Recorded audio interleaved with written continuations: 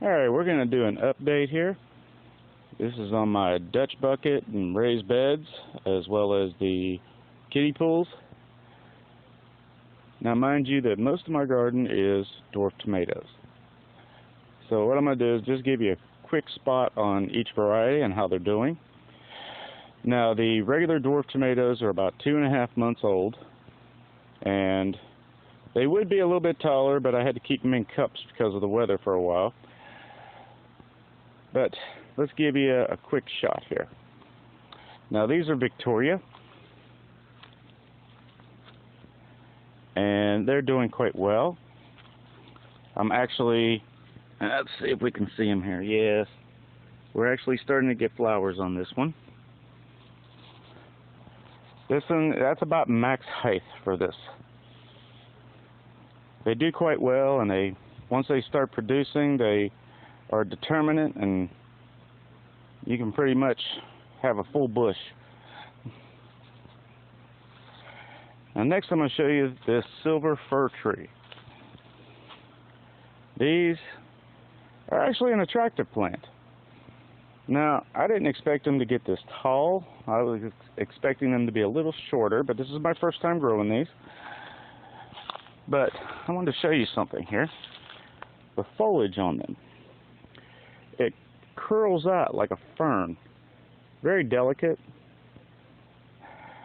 Now, I'm hoping that the production will be great on these, but we'll let you know. Now, this is a paste-type dwarf tomato, and I am not going to try the pronunciation. I'll let you try it. See if we can.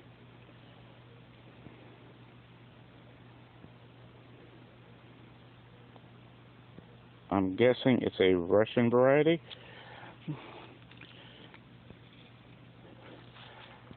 But they're doing quite well too. Next we'll go over here to one of my ones that's been proven to do quite well, is a sleeping lady. They're just starting to get blooms on them. This is another determinant. Now mind you, I tried to grow most of my determinants over here in the rain gutters. Reason being is let them get they're all determinants, so whenever if I need to add some fertilizer to the water system to help supplement like calcium, I can do them all at once. Now, over here, this is part of my dwarf projects. These are my F3s of Freezy Bastards. Now they're all doing about the same. They all look like they have about the same structure, same leaves. So I'm actually quite pleased with that. Now none of them have flowered yet, but that's not an issue. I'll move back to another section here. Okay, these are some more of my dwarf project, Freezy Bastards. These were all planted in kiddie pool, and as you can see, it's not flooded down in there, but it does catch water. And I was going to water here, but it's going to rain in a couple hours, so there's no point in it. Now there's a hole drilled so that it overflows, so that it does not flood the roots. Okay. And over here is the last 5 from my Freezy Bastards. Now these seem to be a little shorter, a little squattier, with a little bit thicker trunk. So that's the only real differentiation in the ones that are dwarfs. But we'll start numbering these, the 18 of them, so that I can track the progress. These are my potatoes. These are some, I believe they're called Dutch honeys. Little small white potatoes, kind of buttery tasting. Now, as they're this size, I'm going to add more dirt to the pots and to the pool itself. Now the pool has holes in the bottom so it freely drains, but it does make harvesting the potatoes much better. And over here is my russets, which you can buy at any store, but I just wanted to grow them. Okay? Now this was my lasagna bed project. Now I did plant some cucumbers in there, which they're trying to escape the bed over there, and I've got a few other ones growing. There's one cabbage plant in there I just threw in just to see how it did, but all the rest of this are sunflowers. I did not expect this many to germinate. I just kind of cast them in and shook the soil around, but they're doing quite well. I put this wire on here because we have thieves. We have deer, squirrel, birds. I wanted to give them half a chance before I took the wire off. I'm just going to have to be a little cautious over in this corner because the cucumber has latched onto the wire. The cucumbers, by the way, are Russian yellows. Now, they don't require much sunlight. Matter of fact, a lot of sunlight kills them. So they'll do fine in the beds with the sunflowers. I'm going to let them sprawl out over the sides, and hopefully they'll do great. Alright, these are my Rosella purples. They're doing quite well. Nice thick trunks on them, by the way. I like the stockiness of them, but I don't see any blooms yet. Hopefully it won't be long. Now over here is the purple heart. Now that one's a little bigger. That one actually germinated a lot sooner too, so it might be part of the reason. This one was a replacement plant, that's why it's so small. I damaged the other one putting it in, so I had a spare, so I planted it afterwards. But it's my first year growing both of these two varieties, so I'm curious to see how they come up.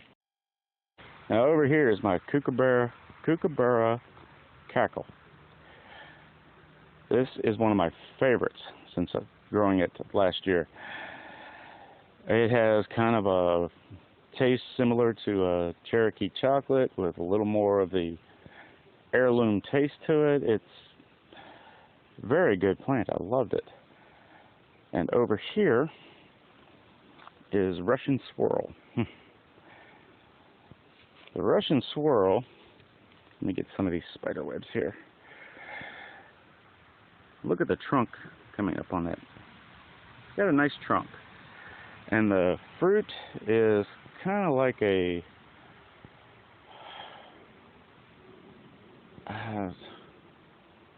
it's a yellowish with red in it. It's kind of low acid with a tinge of sweet. It's pretty good. I'm thinking about doing a cross between these two and seeing how that comes out. But I'll let you know about that later. This is Beauty King. And over here is Tennessee Sweet.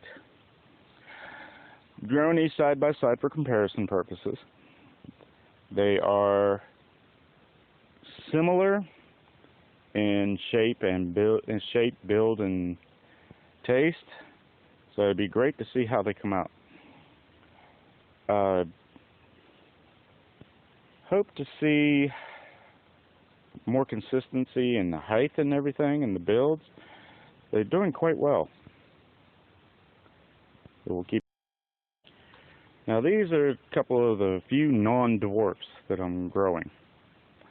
This right here is an heirloom variety of Goliath bush. And this is a hybrid variety of the Goliath bush. Both of these are 2.5 months old. Started the same day.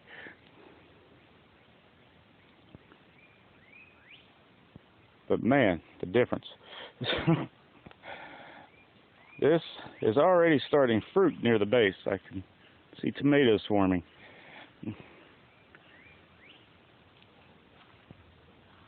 mean, it is a beast. I grow this variety every year. It's been one of the few heirlooms that I really enjoy growing. I mean, not heirloom, but one of the few hybrids that I really enjoy growing. The only thing I'm really missing of something I grow every year is, I like a sun gold, but I may pass this year on the sun gold. The thing is with this, I may take cuttings off of this for a fall planting. Get the suckers cut off and rooted. Get a second harvest out of them. And to end this, I had some really old country gentleman corn seed, and I just threw it out here just to see if it would go. And it is. Now it looks like I'm going to have to thin it out. More sprouted than I expected. But it'd be nice to have it this close to the house where the deer are less apt to eat it. But I thank you for joining me, and I hope you will subscribe. And I'll be glad to keep you updated. Well, until next one, have a good day.